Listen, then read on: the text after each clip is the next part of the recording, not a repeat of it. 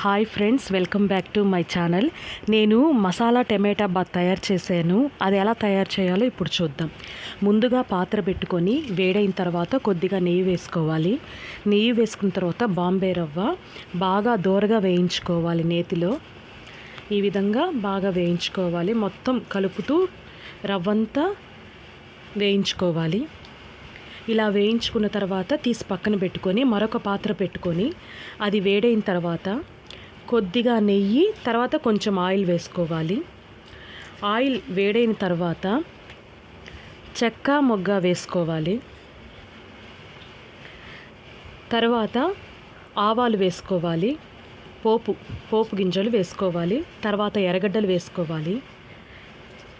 ఎర్రగడ్డలు కొంచెం వేగిన తర్వాత అల్లం పేస్ట్ వేసుకోవాలి. అల్లం వెల్లుల్లి ముద్ద వేసుకోవాలి. బాగా కలుపుకోవాలి.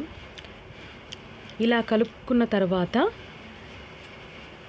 పచ్చిమిరపకాయలు, కరివేపాకు, టమాటా, కొత్తిమీర ఇవన్నీ వేసుకొని బాగా మగ్గనివ్వాలి. కొద్దిగా పసుపు, ఉప్పు కూడా వేసుకోవాలి. వేసుకొని బాగా మగ్గనివ్వాలి.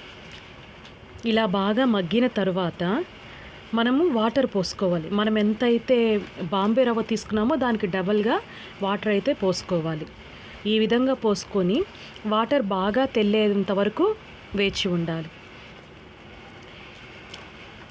ఇలా బాగా వాటర్ తెల్లిన తర్వాత దీనిలో మనం బాంబే రవ్వ వేసేసుకొని బాగా కలుపుకోవాలి. కలుపుకోకుండా మాత్రం ఉండకూడదు. చూడండి, నేను వేసేసి బాగా కలుపుతూ ఉన్నాను.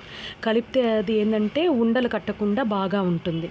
తర్వాత కొద్దిగా వేయించిన పల్లీలు, కొత్తిమీర వేసుకొని దించేసుకోవాలి. పల్లీలు ఇది ఉడికిన తర్వాత వేస్తే కొంచెం బాగా క్రిస్పీగా ఉంటాయి.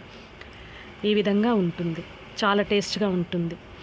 తర్వాత దీనికి కాంబినేషన్గా పల్లీల పచ్చడి అయితే బాగుంటుందని పల్లీలు వేయించాను. తర్వాత పచ్చిమిరపకాయలు అవన్నీ వేసి దాంట్లోనే కొద్దిగా పోపుగా కరివేపాకు వేసుకుంటే పచ్చడిలో బాగుంటుందని వేసేసుకున్నాను.